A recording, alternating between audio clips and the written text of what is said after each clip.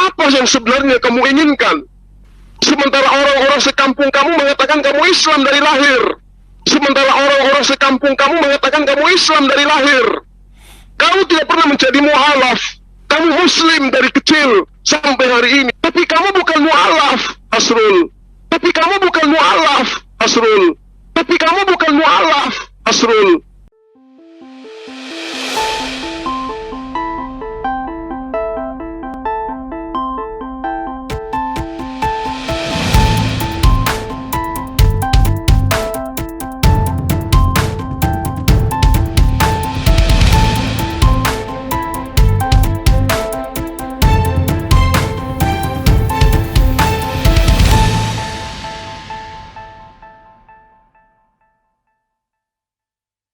Dengar peribahasa yang mengatakan sepandai-pandai tupai melompat, sesekali pasti jatuh juga. Sehebat apapun tupai melompat dari satu pohon ke pohon yang lain, dari satu dahan ke dahan yang lain, sesekali tupai tersebut pasti jatuh. Begitu juga saudaraku, sehebat-hebat kebusukan itu disimpan, pada akhirnya kebusukan itu akan tercium dan kebusukan itu akan muncul.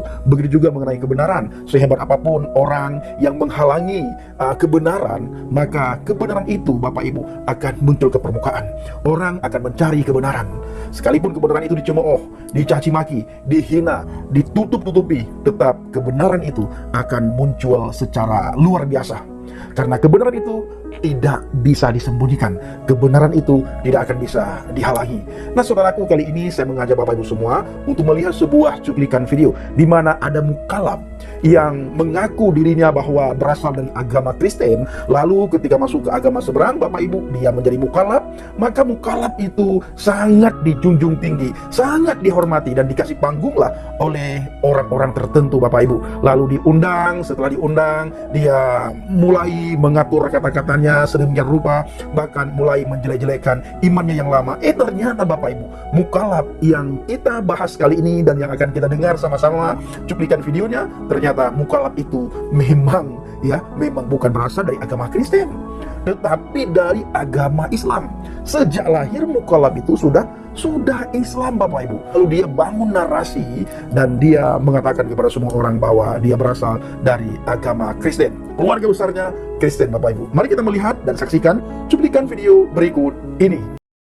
Sebuah video yang akan saya tampilkan bagaimana seorang mualaf yang mengaku-ngaku Kristen dari lahir, dan mualaf ini sangat disanjung-sanjung oleh banyak umat muslim sahabat.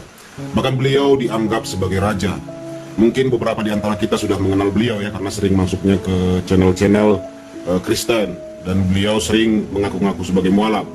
Beberapa video yang akan saya tampilkan, pertama bagaimana seorang muslim menyanjung seorang mualaf ini dan mengatakan beliau adalah mualaf cerdas. Video kedua adalah bagaimana seorang mualaf ini bersaksi, ngibul, dan bercerita bahwa dia adalah seorang Kristen dari lahir.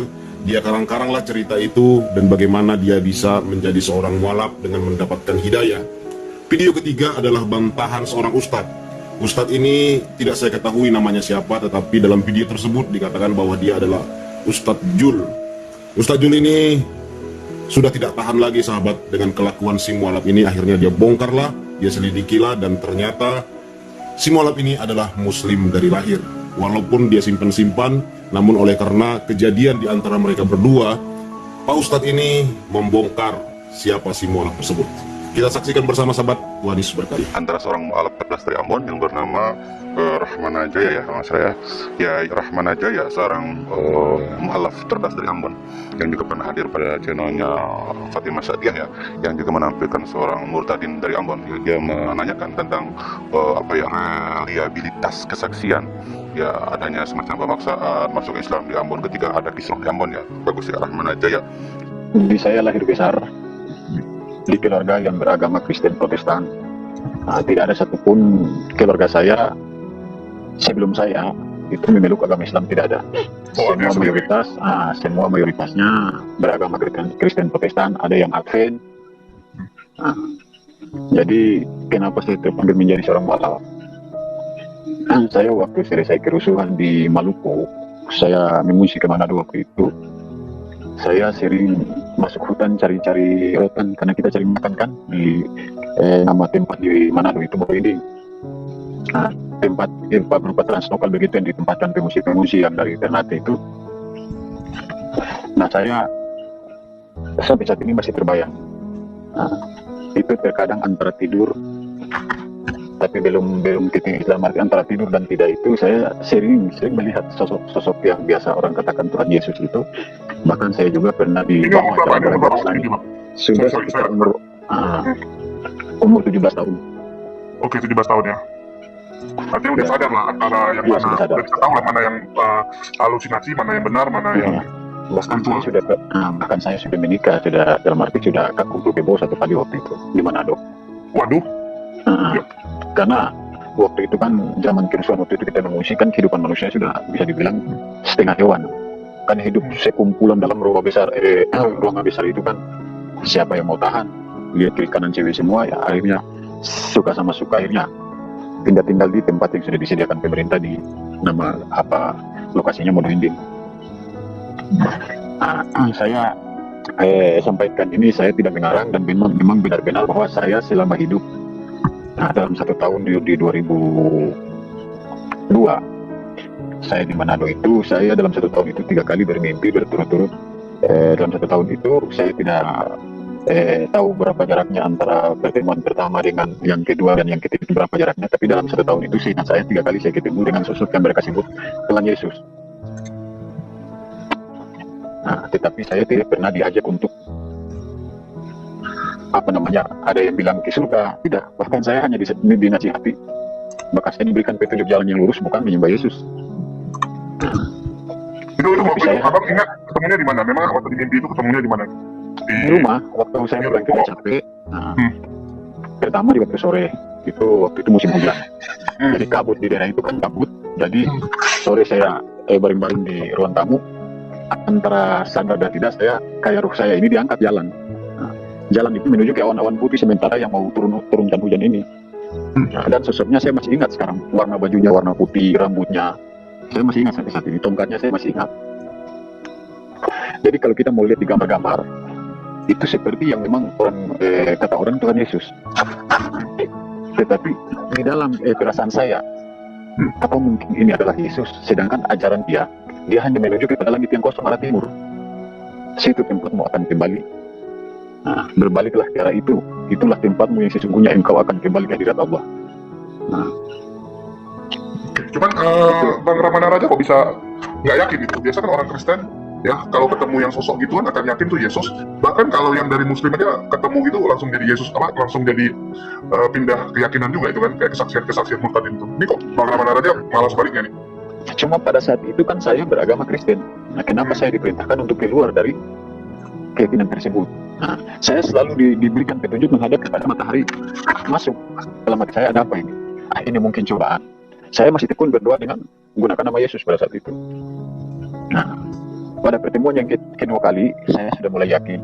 Nah, ada keluarga di sebelah yang mereka punya keyakinan gereja pertobatan, mereka sering menari-nari, dalam arti sering kesurupan dalam hati saya. Kalau itu memang Roh Kudus, tidak mungkin. Nah, begitu saya berprasangka seperti itu, malamnya mimpi lagi. Jadi 2 kali ketemu dalam keadaan antara sadar dan tidak. 1 kali itu ketemu memang mimpi. Jadi yang kedua itu mimpi. Oke. Yang kedua mimpi ya. Dapat petunjuk yang sama. Dia tidak berkata banyak dan tidak menyampaikan hal yang lebih-lebih. Dia hanya mengatakan apabila engkau mau kembali kepada hadirat Allah, dia hanya tunjuk berbaliklah ke sana. Cuma menunjuk kepada arah kiblat. Tapi waktu itu kan Bang Ramana belum tahu tuh arah kiblat. Belum tahu. Saya belum tahu, lillahi ta'ala, saya belum tahu. Saya masih belum gubris, mungkin ini hanya mimpi biasa. Lah saya pada zaman itu kan pemabuk, memang rusak betul saya. Ya, anak muda biasa lah, anak muda mati ya.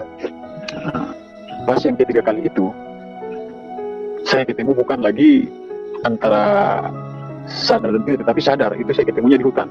Saya waktu masuk dari rotan untuk dijual. Oke. Ini artinya bukan ini benar-benar ini ya. Bukan mimpi. Karena waktu saya ketemu beliau dalam keadaan ini, baju beliau pun kena embun, berarti nyata. Artinya bukan dalam bentuk roh ya, bentuk fisik jadi. Bukan fisik, saya ketemu bentuk fisik. Cuma pandangan saya ada kelainan, tapi Ini tiga-tiga sama Bang, tiga-tiganya sama mukanya itu sama, sama. satu sosok itu. Nah, Cuma beda-beda ya. Bukan cahaya gitu. Kadang kan ada orang Bukan. cahaya nggak bisa dilihat. bukan. Ini jelas ya. Bukan. Karena bekas injaknya di daun yang kena basah itu membekas, berarti asli manusia. Ada fisik lah, ada tubuh Dia fisik. ada fisiknya. Waktu dia berjabat tangan dengan saya pegang tangannya, saya rasa bahwa berdaging. Nah, itu pula yang dikasih tunjuk. Kalau kamu mau betul-betul kembali ke diri Allah, yang hadap ke sana. Tapi saya belum tahu makna dalam arti bersujudnya itu menghadap ke sana, maka kita akan ketemu Allah. Di mana tempat kita akan kembali. Bukan berarti sampai di kamar kamu itu Allah. Menurut pandangan sekarang ya. Sesudah terakhir ketemu yang ketiga kali itu, besoknya pas ada pemanggilan pemulangan pengungsi ke Maluku Utara. Kita pulang kampung. Saya sampai di Maluku Utara, saya masih senang, dalam arti masih masuk gereja, masih jadi pemuda gereja, masih aktif vokal grup, menyanyi di gereja. Kadang saya saudara-saudara saya yang perempuan pergi menyanyi, ajarkan mereka lagu, kita menyanyi. Bahkan status saya di kampung saya di dalam gereja itu saya sebagai seksi perlengkapan, seksi perlengkapan dalam organisasi pemuda. Suara saya jelas? Jelas Bang. Bertahun saya menyimpannya.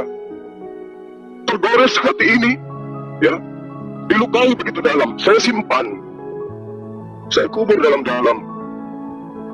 Saya mencoba untuk menjadi seorang Muslim yang sabar. Itu kesalahan saya. Saya tidak mampu menyimpan semua. Lalu kamu sekarang pembela Islam muncul, kamu tuduh orang Islam membunuh orang tuamu, membunuh adikmu, membunuh pamanmu, membakar orang tuamu, menyembelih orang tuamu. Apa yang sebenarnya kamu inginkan? Sementara orang-orang sekampung kamu mengatakan kamu Islam dari lahir. Sementara orang-orang sekampung kamu mengatakan kamu Islam dari lahir. Kamu tidak pernah menjadi mu'alaf. Kamu Muslim dari kecil sampai hari ini. Tetapi kamu mungkin saja pernah ikuti istrimu yang kamu bawa ke Tenggara. Di rumahnya seorang oknum polisi yang juga hari ini mencari kamu. Ya. Cobalah Rahman aja. Jangan sok mau jadi pahlawan. Jangan sok terzalimi.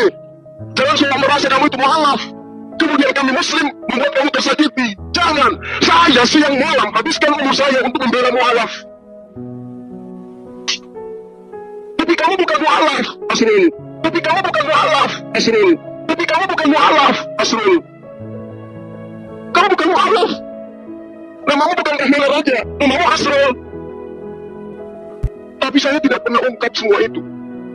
Saya tidak pernah ceritakan kepada siapapun tentang itu. Wallahi, demi Allah, saya tidak pernah membicarakan apapun tentang Anda kepada siapapun. Tentang kejadian yang saya alami. Sebelum semua ini terjadi. Sudah hampir 2 tahun bahkan lebih. Saya simpan sendiri. Saya sudah bilang, saya minta maaf. Saya bukan Nabi. Saya sudah mencoba untuk menyimpan dengan rapi. Tapi ada 2 konten yang terkirim ke saya yang sangat menyakitkan hati saya. Kamu di situ klarifikasi sebut nama saya. Seakan-akan kamu itu korban dan saya pelaku. Rahmana Raja, Asrul. Mencari simpati tidak seperti itu, kawan. Ya, untuk mendapatkan sesuatu tidak seperti itu. Saudaraku, bagaimana tanggapan Bapak Ibu semua setelah melihat cuplikan video tadi? Saya tunggu di kolom komentar. Komentarlah yang sopan santun tanpa menghina dan menghujat. Tunjukilah kalau kita ini anak-anak Tuhan, anak-anak terang yang tidak boleh berucap kata kotor, yang tidak boleh menghina dan mengolok-olok serta menertawakan iman orang lain. Karena apa yang mereka imani itu tidak kita imani, dan apa yang kita imani mereka tidak imani juga. Cuma kita bersyukur kepada Tuhan di mana kita sudah menemukan jalan kebenaran, di mana kita sudah menemukan jalan Shiratal Mustaqim. Karena banyak orang Bapak Ibu mencari jalan yang benar dalam hari-hari ini. Orang-orang di sekitar kita mereka berbondong-bondong mencari jalan Shiratal Mustaqim, mencari dan terus mencari supaya ditunjukkan ke jalan yang lurus. Sementara 2022 tahun yang lalu Adonai Yeshua HaMashiach memberitahukan kepada setiap umat manusia bahwa dia adalah jalan, kebenaran, dan hidup. Tidak ada seorang pun yang datang kepada Bapa kalau tidak melalui aku. Tidak ada satu manusia pun yang bisa masuk surga kalau tidak melalui Adonai Yeshua HaMashiach. Maka kepada kita semua dan kepada saudara semuanya yang sudah berjalan di jalan yang sudah Tuhan tunjukkan, yang sudah berada dalam firman Tuhan, di dalam iman yang benar, jangan pernah saudara menyangkal iman. Dan Dan bagi saudara yang belum percaya kepada Adonai Yeshua HaMashiach, renungkan firman Tuhan baik-baik. Buka sedikit ruang hati saudara, buka sedikit ruang pikiran saudara, dan buka sedikit ruang pendengaran saudara, sehingga saudara bisa menemukan jalan kebenaran. Tidak ada cara lain untuk kita bisa masuk surga. Tidak ada satupun agama di muka bumi ini yang bisa menjamin keselamatan kita. Itu tidak ada kecuali Yeshua HaMashiach. Agama tidak bisa menjamin kita tentang keselamatan. Hanya Yeshua HaMashiach yang bisa memberikan jaminan kepastian keselamatan kepada setiap kita. Saudaraku para pencinta channel Ilham Agep, inilah video singkat kiranya menjadi pencerahan bagi kita semuanya. Ingat bagaimana mereka menghina, mengolok-olok, dan ada mukallaf, ya, ternyata bukan mukallaf, tetapi mereka menganggap itu mukallaf, sehingga mukallaf itu laku keras di pasaran, Bapak Ibu. Apalagi mukallaf itu bisa menghina dan mengolok-olok imannya yang lama, maka mukallaf itu sangat laku keras di antara mukallaf Bapak Ibu. Terima kasih.